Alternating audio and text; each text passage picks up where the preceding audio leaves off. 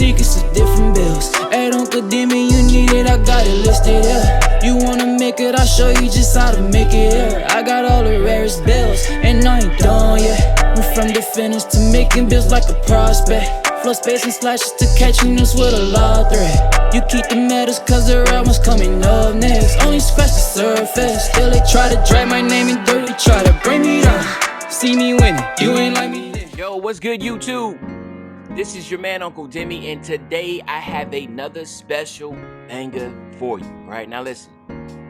Before we get into this video, make sure you drop a like and you subscribe to the channel, right? Dropping a like pushes this video to the recommended, and then also subscribing it just helps me get to that 50K in May, and also lets me know that you are messing with Uncle Demi, right? So as you know, we have that big 50K in May movement. We are actually about 42,500. So, you know, we're slowly but slowly churning away. We got to get that momentum going. We're very close. We could do it. We can really do it. We can really get 10,000 subs in a month. I think the most we've had before is 8. So it's like, you know, we're really pushing. I'm really pushing, you know, I guess you say the limits to try to get this 10K in 1 month. But I know we really can truly do it if we just get everybody that watch the videos to just subscribe, man. Just subscribe, man. If you're watching the videos and you've been watching it for a long time, go ahead and show this old head some support, right? Become an official nephew and niece, man, and just come on and subscribe, all right? Now, let's try to get this video to 1,000 likes, okay? 1,000 likes. Like up this video for 1,000 likes. If you love rare builds, go ahead and drop a like, right? If you love rare builds, go ahead and drop a like, because you do not mess with the meta builds. You like making rare builds, so drop a like, all right? Now let's get into this video. Today we're going to talk about the 2-way 3-level facilitator, and I'm going to tell you what, man, this is a very toxic build. This is a build that I 100% can see myself playing with and thoroughly will enjoy. Obviously, you know, I'm a legend, so a lot of these builds just look great no matter what. There's actually not one build in particular that I can look at and say this is not going to be a good build, because they're all going to be really solid builds. So even if you're not a legend, you sure enough can play with this build and not have any issues with it, man, because it's such a good build. Anything that can play 2 level, that's defensive, that can play offense and defense, and can be able to score at all 3 levels, lets you know that this is going to be a well-rounded build, right? So the pie chart that we're going to go with is going to go with the defense and the shooting. As you might or might not know, this is one of the most popular pie charts in the game, just because of, like I said beforehand, to be able to shoot and play defense. That is basically what the NBA is all centered around now, is looking for players that can shoot threes, lights out, and also can be able to play defense. So this is a good pie chart. And then from the physicals, what you want to do is go here with your speed, because you're going to need that speed, because you want to be able to speed boost. And then what you want to do is you want to max out the first 3, and then you want to go 31 to get you right at 7, all right? Then what you want to do is max out again the next 3, and then you want to go 57. That'll get you right at 16. Then what you want to do is max out the top 2, the pass accuracy and the ball handling. And then you want to go 41. And that'll get you right at 12, right? And then defensively, you want to max out your perimeter, your lateral quickness, your steals, your blocks, and then the rest for your defensive rebounds. All right. Now, I will say this is that you can get more. You can get 2 more defensive badges if you just go ahead and max out your defensive rebound. That's 19. All right. You get 19. All right. So I will say, if you want to do that, you can. I just do not see the benefit of it for me, for a guard to be sitting there having to high of a rebound. I like to have the block, and then I like to go ahead and throw the rest of the rebounding here. But again, it's your call. I want to just put that out there. You can get 19 if you want to lower your block, but to me, I want to be able to block, right? As more and more as I played, especially on the 2s court, and everybody likes to ISO up, and they take you to the rack, and then you're sitting there jumping, or you're trying to get a block and you can't because you have no block, right? It's so frustrating, right? So that's the reason why I do that. So if you want to know the why factor, I guess, into why Uncle Demi loves to do the block, that is right there. There's nothing more demoralizing than being a point guard and you're being ISO'd on the island by a 2-way slashing playmaker or a slashing playmaker or whatever, or a playmaking build, and all they do is go straight to the basket, isoing you up, they do a hop step, and then you jump and you jump and you can't really do nothing because look at your block. Your block's a 42. And to me, now that I've seen such a difference, because now my blocks are going to be in the high 70s once I change everything, it's a whole different ball game. So for me, it's worth it, but to you, it might not be. It might not be your play style. So I just want to put that out there. You can get 2 additional defensive badge upgrades just by maxing out your defensive rebound and not your block, okay? Now, what you want to do is you want to go built or you want to go burly. And the reason why I say that is because we are going to lower the wings, the weight all the way down. And again, by making these 2 body shapes, you will be able to have a different type of, you don't look so skinny, right? You do want to go 6'5" here, and you want to lower your weight all the way down. And as you can see, you are now going to have 84 lateral quickness. Then with your wingspan, you do want to lower your wingspan all the way down to get a higher ball control, right? So now let's just look at a few things. You are going to have a +5 to everything, right? If you hit 99.9, right? When it comes to your finishing, shooting, playmaking, defensive, rebounding. Now, you will get a +9 on your physicals if you hit 99.9. I know that can get a little confusing for some of y'all, but the physicals is a whole different thing compared to your shooting and playmaking, that type of sort, right?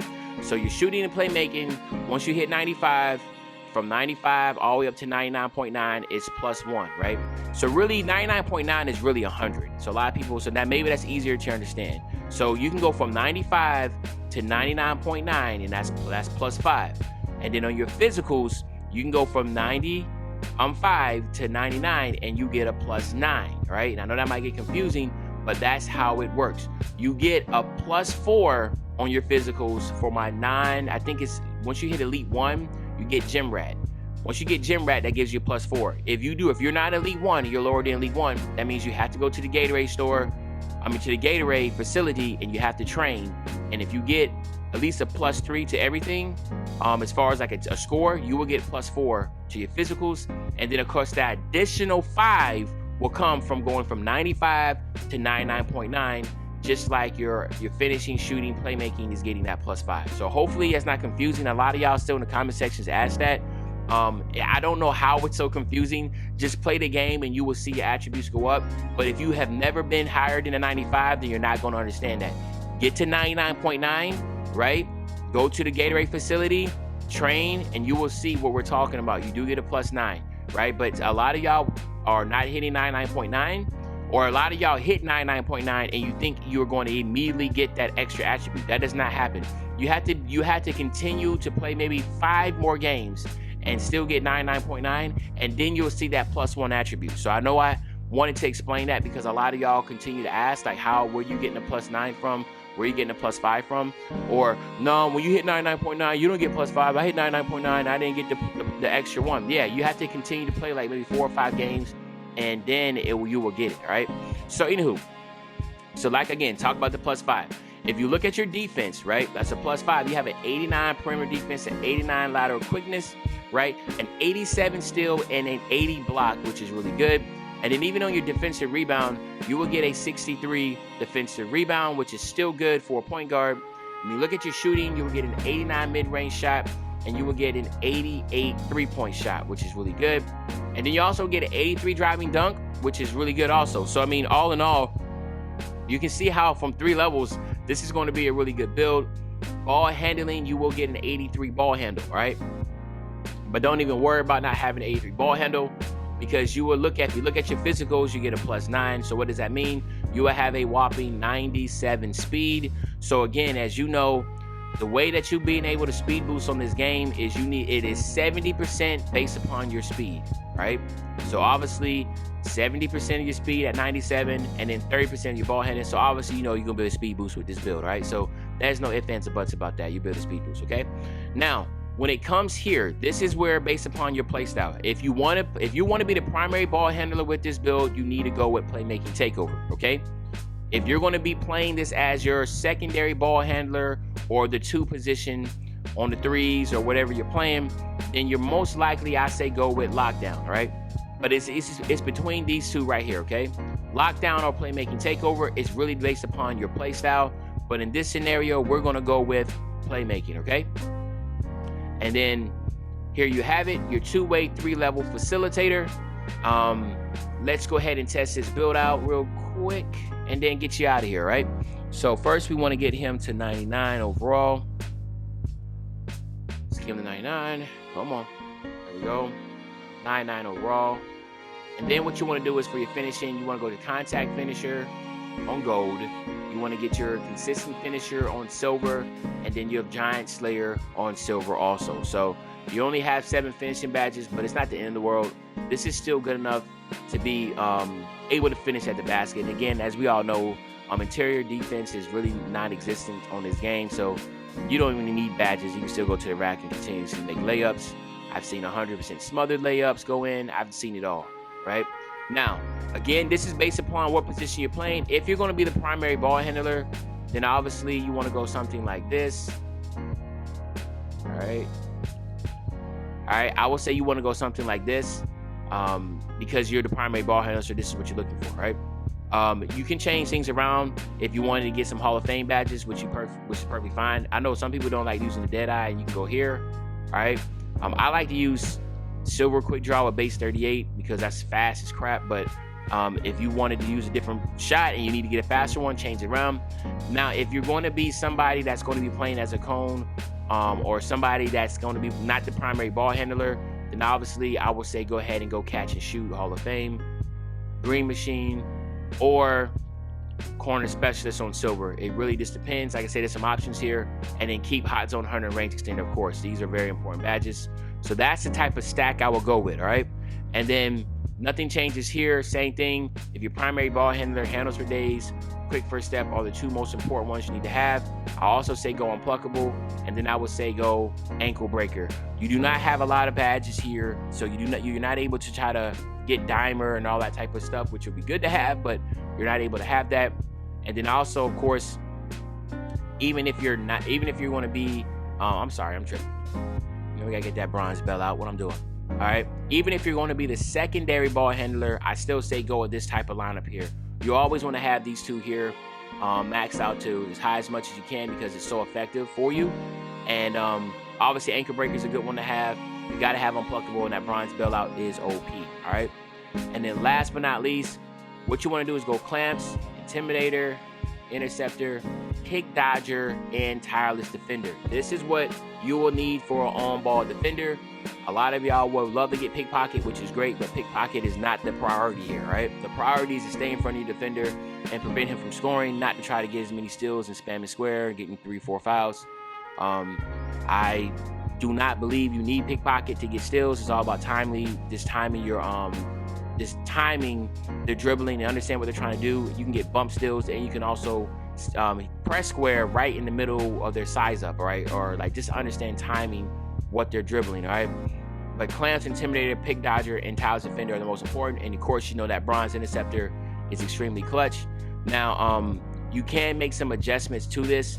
Like you could drop it here, go rim protector and chase down. That's another option that you have, and most likely something I would do. It's just so hard now because I'm a legend, so I know I can just get 10 extra ones and now all of these be put out. But I'm talking about if you're not a legend, but you want to always keep clamps and intimidator and pick dodger Hall of Fame. Those are very important for an on-ball defender. Tireless defender is really good. You can get away with a silver. Bronze rim protector, bronze chase down, and bronze interceptor are all animation based, and they're really important to have too. So honestly, I would go like this if I'm not a legend. This is probably what I would go with, right? But other than that, my nephews and nieces, this is a 2-way, 3-level facilitator. If you enjoyed this video, drop this like. Remember, subscribe to the channel. We're pushing for 50K in May. And of course, your man, Uncle Demi. I'll be back really, really soon, another banger. And you know, when I say I'll be back soon, another banger, you know exactly what day I'm talking about, man. I'm talking about tomorrow. I'm out.